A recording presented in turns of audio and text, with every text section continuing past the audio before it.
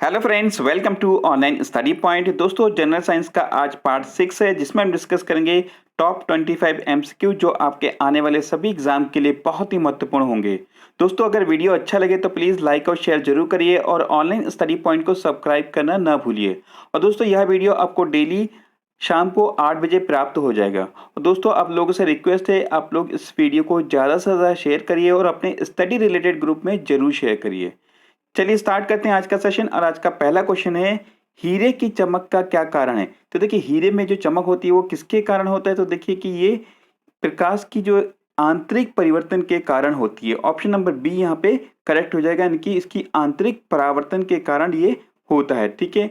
और देखिए, प्रकाश का आंतरिक परावर्तन क्यों होता है। तो देखिए कि हीरे को इस प्रकार काटा जाता है, जब प्रकाश इसमें प्रवेश करती है तो क्या होता है कि इसके क्रांतिक कोण यानी कि क्रिटिकल एंगल कम होने के कारण इसमें जो प्रकाश का पूर्ण परावर्तन होता है, जिसके कारण हम देखते हैं कि ये चमकदार दिखाई देता है। ठीक है। तो इसकी जो कटिंग होती है वो इस पे निर्भर करती है कि यानी कि उसकी क्रिटिकल एंगल कम हो जाती है। ठीक है। और एक चीज़ इंपॉर्टेंट है, आप ध्यान रखेंगे कि जो हीरा है वो कार्बन का एक एलोट्रॉप है। कई बार ये चीज़ पूछा जाता है। ठीक है। जो कार्बन का एलोट्रॉप कौन सा है, तो वो है हीरा। और देखिए, ये कार्बन का सबसे शुद्धतम रूप है। ठीक है। तो ये चीज भी आप ध्यान रखेंगे। ठीक है। चलिए अगला क्वेश्चन देखते हैं, वह धातु कौन सी है जो पानी को अत्यधिक प्रदूषित करती है। तो देखिए, एक ऐसी धातु का नाम बताना है जो पानी को अत्यधिक यहाँ पे प्रदूषित करता है, वो है आर्सेनिक। ऑप्शन नंबर यहाँ पे बी करेक्ट हो जाएगा। ठीक है। देखिए, आर्सेनिक एक उपधातु है, ये चीज ध्यान रखेंगे। और आर्सेनिक की एक गंधहीन स्वाधीन उपधातु है जो जमीन की सतह के नीचे प्रचुर मात्रा में पाया जाता है। ठीक है। और देखिए, ये एक आवर्त सारणी में 5वें स्थान पर रखा गया है और इसका सिंबल है AS और इसकी जो एटॉमिक नंबर है 33। ठीक है।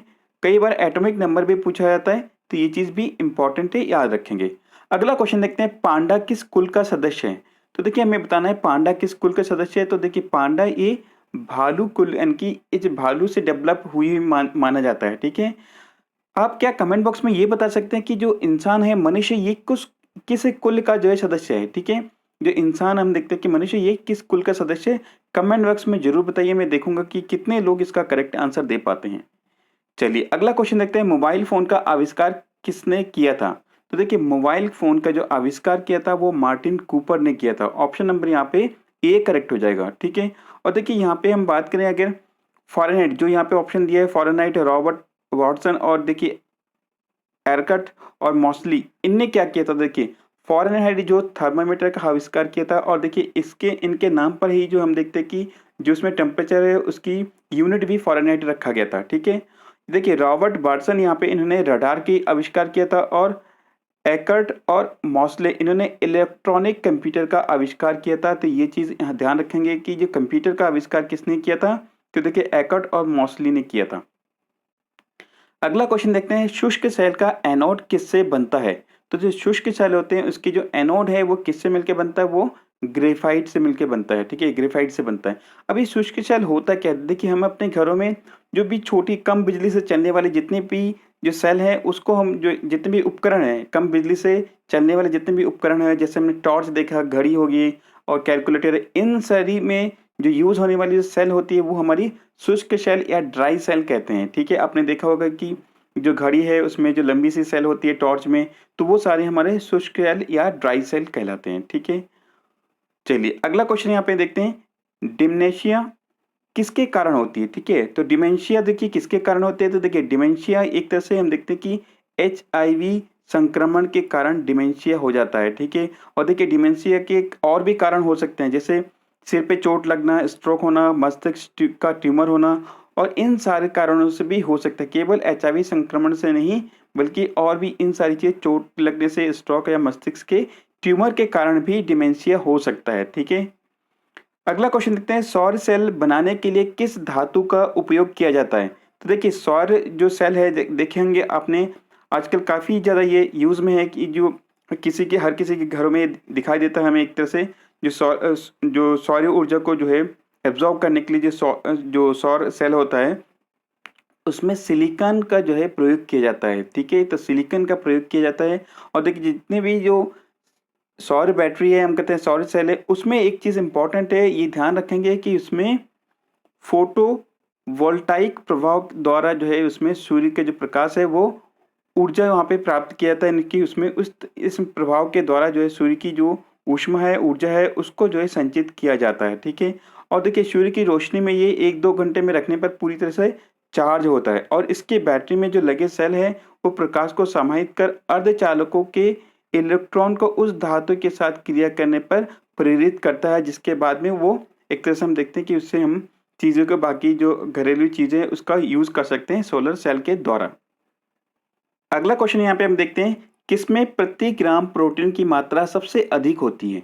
तो यहाँ पे इतनी सारी चीज़ में हमें बताना है कि तो देखिए सबसे ज़्यादा प्रोटीन पाया जाता है सोयाबीन में, प्रति ग्राम प्रोटीन सबसे ज़्यादा मात्रा में पाया जाता है। तो इसलिए जितने भी हेल्दी लोग हैं, मोटे लोग हैं, उनको डॉक्टर ये सलाह देते हैं कि आप जो है सोयाबीन और ऐसी चीज़ खाइए जिसमें प्रोटीन की मात्रा अधिक हो और फैट की मात्रा कम हो। तो देखिए इस तरह की जो चीज़ें हैं इसमें प्रोटीन की मात्रा सबसे ज़्यादा होती है, जैसे कि पनीर हो गया, मूँगफली हो गया, ठीक है, सोयाबीन, दालें, इन सारी चीज़ में प्रोटीन की मात्रा ज़्यादा होती है। तो फैटी लोग जो हैं वो इस तरह की प्रोटीन की चीज़ों का इंटेक ज़्यादा करना चाहिए। अगला क्वेश्चन देखते हैं, एक ऊँची इमारत से एक गेंद 9.8 मीटर प्रति सेकंड के एक समान त्वरण के साथ गिराई जाती है और 3 सेकंड बाद उसका वेग क्या होगा? तो देखिए उसका वेग क्या होगा? तो इसका राइट आंसर होगा, देखिए अब इसको एक कैलकुलेशन में हम सबसे पहले देख लेते हैं। तो देखिए आपने ये फॉर्मूला ज़रूर पढ़ा होगा, v equal to u plus a t. तो देखिए यहाँ पे u क्या होता है? Initial velocity, v final velocity होता है और a एक्सेलरेशन n की हमारी त्वरण होती है, ठीक है, और ये t हमारा समय होता है। तो देखिए इस फॉर्मूले में अगर हम इसको फिट करते हैं तो इसका राइट आंसर क्या होता है? 29.4 होगा। तो इसका ऑप्शन क्या होगा? ऑप्शन नंबर ए यहाँ पे करेक्ट हो जाएगा, ठीक है। और आगे की भी वीडियो में भी मैं न्यूमेरिक को ज़रूर इंक्लूड करूँगा। मैंने आप लोगों के कमेंट देखा है, आप लोगों ने ये रिक्वेस्ट किया कि जो है इसमें न्यूमेरिक के क्वेश्चन जो है इंक्लूड किए जाए। आगे भी मैं इस तरह से जो है इंक्लूड करूँगा, आप लोग देखिएगा। चलिए अगला क्वेश्चन देखते हैं, किसके कारण नाभिकीय विखंडन की क्रिया होती है? तो देखिए इसमें किसके कारण जो है नाभिकीय विखंडन यानी कि फ्यूजन की प्रोसेस होता है? तो देखिए ये न्यूट्रॉन के कारण हम देखते हैं कि नाभिकीय विखंडन होता है। ऑप्शन नंबर बी यहाँ पे करेक्ट हो जाएगा, ठीक है। तो फ्यूजन देखिए होता क्या है, जो विखंडन, जो नाभिकीय विखंडन होता क्या है? तो देखिए कि एक ऐसी प्रक्रिया है जिसमें हम देखते हैं कि एक भारी नाभिक दो अलग अलग जो है भागों में, दो लगभग बराबर जो है नाभिकों में टूट जाते हैं। आप देख रहे होंगे इस तरह की जो क्रिया होती है और इसको ही हम देखते हैं नाभिकीय विखंडन कहते हैं, इनकी फ्यूजन कहते हैं। अगला क्वेश्चन देखते हैं, पारसेक किसका मात्रक है, यूनिट है? तो देखिए पारसेक ये दूरी का मात्रक है। ऑप्शन नंबर ए यहाँ पे करेक्ट हो जाएगा। और देखिए डेसिबल, ज्योतिफ्लेक्स और क्यूरी ये किसके मात्रक हैं? तो डेसिबल ये ध्वनि की तीव्रता का मात्रक है और ल्यूमेन ये ज्योतिफ्लेक्स का जो मात्रक है और क्यूरी ये रेडियो एक्टिव धर्मिता का इसकी यूनिट है, ठीक है। और देखिए जो हमने बात की है यहाँ पे पारसेक ये जो है दूरी का मात्रक है, तो इसका यूज़ कहाँ पे किया जाता है? तो नॉर्मल में हम तो देखिए कि मीटर, किलोमीटर ये सारी चीज़ देखते हैं, लेकिन पारसेक जो है, जो हमारे तारे हैं, सितारे, इनके बीच की दूरी को नापने के लिए इसका यूज़ किया जाता है। तो ये चीज़ इंपॉर्टेंट है, ध्यान रखेंगे, कई बार पूछा भी गया है। अगला क्वेश्चन देखते हैं, किस कोण पर एक प्रक्षेप यानी कि प्रोजेक्टाइल अधिकतम क्षैतिज सीमा प्राप्त करेगा? तो देखिए यानी कि किसी भी चीज़ को अगर हम नीचे से ऊपर अगर फेंकते हैं और उसको अधिक दूरी अगर हमें भेजना है, अगर सपोज कोई पत्थर ही हो गया, आपको अधिकतम दूरी पर फेंकना है, तो उसको किस कोण पर हमें उसको फेंकना चाहिए? तो ये 45 डिग्री। इसलिए देखे होंगे कि जो फुटबॉल के जो खिलाड़ी हैं इस तरह के जो है 45 डिग्री का एंगल बनाते हैं ताकि वो फुटबॉल की जो है बॉल वो ज़्यादा दूर तक जाए, ठीक है। चलिए अगला क्वेश्चन देखते हैं, हेपेटाइटिस बी निम्न में से किस कारण होता है? तो देखिए हेपेटाइटिस बी जो है ये वायरस के कारण होता है, ठीक है। तो वायरस के कारण हेपेटाइटिस बी होता है और ये हेपेटाइटिस बी जब हो जाता है तो देखिए कि इसमें देखते हैं कि ये हेपेटाइटिस क्या है, एक हमने देखा कि एक संक्रमण बीमारी है और ये मनुष्य की लीवर को संक्रमित करता है, ठीक है। और देखिए हमने कुछ दिन पहले बताया था कि जो टिटनेस रोग है वो किसको, हमारी तंत्रिका तंत्र को जो है ये प्रभावित करता है, टिटनेस। और अभी हमने देखा कि हेपेटाइटिस बी ये हमारी लीवर को जो है संक्रमित करता है, जिसके कारण लीवर में सूजन और जलन पैदा हो जाती है। अगला क्वेश्चन देखते हैं, पीएच स्केल का उदासीन मान कितना होता है? तो देखिए पीएच जिसका हमने फुल फॉर्म बताया था, पावर ऑफ हाइड्रोजन, और इसका जो उदासीन मान होता है वो 7 के बराबर होता है। देखिए पीएच के बारे में 2-3 चीज़ बता दूं आपको। देखिए टेम्परेचर बढ़ने के साथ जो है पीएच मान घटता है, ये चीज़ नोट करेंगे, ठीक है। और देखिए पीएच की जो वैल्यू होती है 0 से 14 होती है, ठीक है। और जब 7 होता है तो हम कहते हैं कि वो उदासीन है, ठीक है। और देखिए किसी भी व्यक्ति के रक्त में पीएच मान अगर 0.2 परिवर्तित होता है तो उस व्यक्ति की मृत्यु हो सकती है, ठीक है। तो पीएच मान रक्त में जो परिवर्तन है वो चीज़ बहुत ही इंपॉर्टेंट है। आप लोग क्या बता सकते हैं कि मैंने कल परसों बताया था कि रक्त का जो पीएच मान कितना होता है, तो ये आप कमेंट बॉक्स में ज़रूर बताइए, देखते हैं आप लोग कितना याद रख पा रहे हैं। चलिए अगला क्वेश्चन देखते हैं, लार किसके पाचन में मदद करती है? तो देखिए जो हमारी लार्वा है, जो लार है, वो किस चीज़ के पाचन में मदद करती है, ठीक है। तो ये स्टार्च के पाचन में जो है ये मदद करती है, ठीक है। और एक इम्पॉर्टेंट चीज़ कई बार एग्जाम में पूछा गया कि हमारे लार में कौन सी एंजाइम होती है, तो हमारे लार में टाइलिन नामक की एक एंजाइम पाई जाती है। और कुछ कुछ दिन पहले मैं पूछा था कि जो हमारी पाचन तंत्र में जो पाचन की क्रिया कहाँ से शुरू होती है, तो मैंने बताया था इसका आंसर मुंह है, ठीक है, माउथ से शुरू होता है। लेकिन कुछ लोगों ने कमेंट बॉक्स में बताया कि नहीं ऐसा नहीं है। तो देखिए प्रोटीन, हाँ उसमें ये बताया था कि प्रोटीन का पाचन कहाँ से, तो एक्चुअल में जो प्रोसेस है वो हमारे मुंह से शुरू हो जाता है, ठीक है। लेकिन बाद में जाके वो स्टमक में होता है, लेकिन स्टार्टिंग शुरू मुंह से होता है। चलिए अगला क्वेश्चन देखते हैं, जन्म के बाद मानव के किस ऊतक में कोई कोशिका विभाजन नहीं होता है? तो देखिए कौन सी ऐसी जो ऊतक है वो हमारी उसकी जो कोशिका विभाजित नहीं होती, तो यह है तंत्रिका तंत्र, ठीक है। ऑप्शन नंबर बी यहाँ पे करेक्ट हो जाएगा, जिसमें इसके ऊतक में कोई भी विभाजन नहीं होता है जन्म के बाद। अगला क्वेश्चन देखते हैं, भोजन का ऊर्जा में परिवर्तन कोशिका के किस भाग में होता है? तो देखिए यहाँ पे माइटोकॉन्ड्रिया, जिसमें हम देखते हैं कि जो है ऊर्जा का जो है परिवर्तन, हमने देखा कि भोजन का जो ऊर्जा में परिवर्तन होता है माइटोकॉन्ड्रिया में होता है, ठीक है।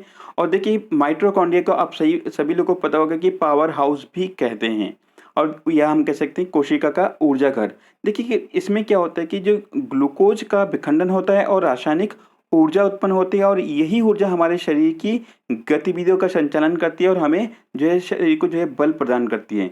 और माइटोकॉन्ड्रिया में जो उत्पन्न ऊर्जा होती है वो एटीपी अणुओं के रूप में संचित रहता है, ठीक है। बहुत ही इंपॉर्टेंट है, एटीपी अणुओं के रूप में संचित रहता है, ये चीज़ इंपॉर्टेंट है, ध्यान रखेंगे। अगला क्वेश्चन देखते हैं, आवर्त सारणी में सबसे क्रियाशील अधातु कौन सा है? तो हमारे आवर्त सारणी में सबसे क्रियाशील अधातु है, यह है फ्लोरीन, ठीक है। तो यहाँ पे क्रियाशील अधातु पूछा है, ठीक है, ध्यान रखेंगे। क्वेश्चन को अच्छे से हमेशा पढ़ेंगे तो इसका राइट आंसर है ऑप्शन नंबर ए यानी कि फ्लोरीन। देखिए आवर्त सारणी के बारे में आपको बताऊं कि जो जितने भी हमारे रासायनिक तत्व है उनकी एक विशिष्टताओं के आधार पर हम देखते हैं कि, और जो मॉडर्न पीरियडिक टेबल मैंने बताया था कि इसमें परमाणु क्रमांक के जो है परमाणु क्रमांक के अनुसार उनको जो है सजाया गया है और हाइड्रोजन को प्रथम स्थान दिया गया है, ठीक है। तो हमारी आवर्त सारणी क्या है, तत्वों को उनकी विशेषता यानी कि उनकी अलग अलग कैटेगरी और उनकी जो परमाणु क्रमांक उसके अकॉर्डिंग ही दर्शाया गया, जिसको हम आवर्त सारणी कहते हैं।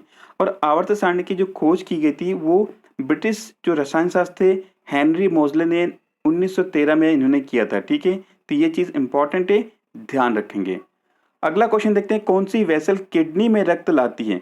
तो कौन सी ऐसी वेसल है जो हमारी किडनी में रक्त को लाती है वापस? तो ये है रेनल धमनियां, इनकी रेनल आर्टरीज, ठीक है, रेनल आर्टरीज।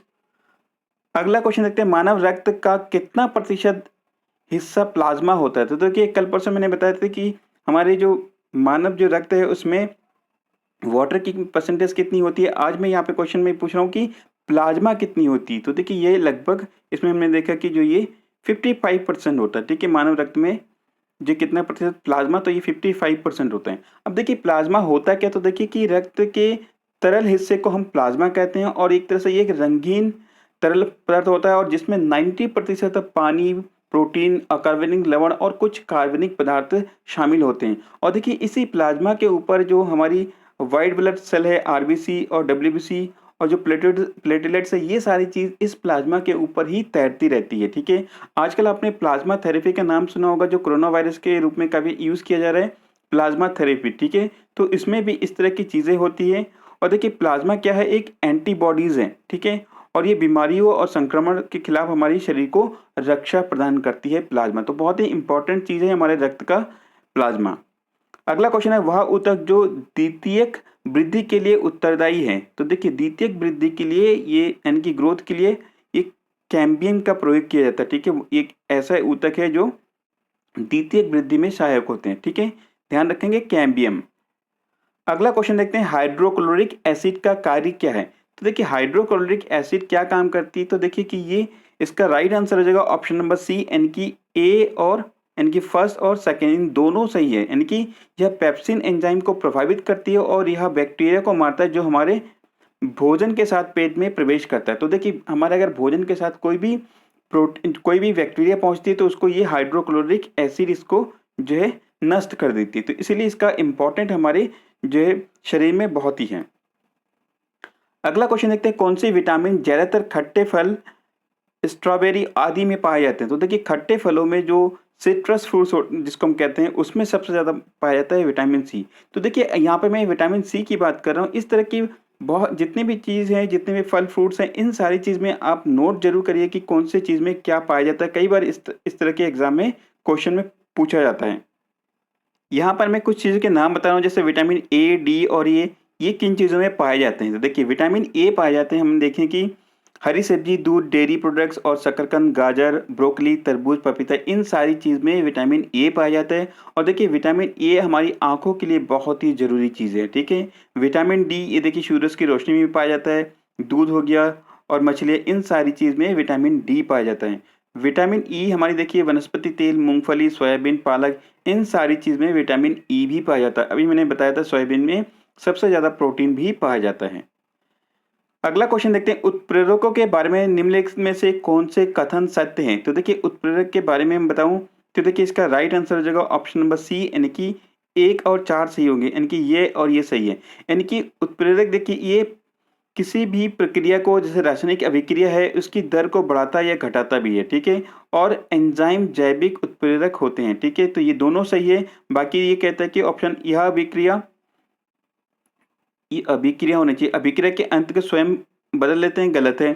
प्रकाश को उत्प्रेरक नहीं माना जा सकता, ये भी गलत है, क्योंकि देखिए अगर प्रकाश पड़ेगी, धूप होगी, अगर रोशनी आएगी उसमें ऊष्मा होगा तो उसकी वजह से अभिक्रिया में प्रभावित होगी, ठीक है।